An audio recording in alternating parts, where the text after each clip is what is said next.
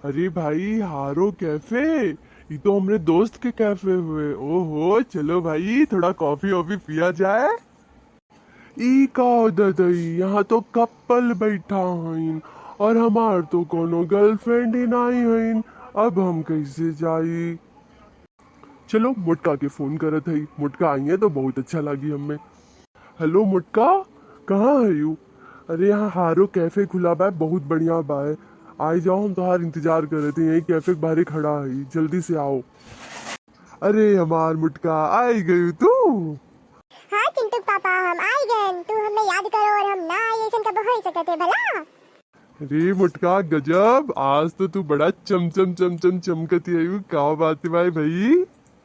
अरे नास काटू, तू ही है कुल देखा तो हमार चम चम चम चम हम चमकत है भला। देख लो इन्हें, इन्हें देख लो, ये हमें चम चम चम चम चमकावत है।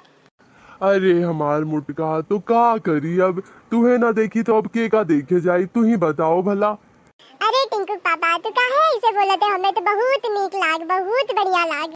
हमें तो बड़ा नीक लाग भाई। तू तो बड़ा रोमांटिक मूड वाले है, हमें तो मालूम ही नहीं रहा। ओह चिंटू पापा तू ना। चलो मुटका अब अंदर चला जाए, अब कब से यहीं खड़ा खड़ा बतवावा जाए कि अंदरों चला जाए। नहीं नहीं, हाय चलो टिंटू हमार पापा मुटका। अंदर चला जाइए अंदर। हाय हमारे चिंटू पापा।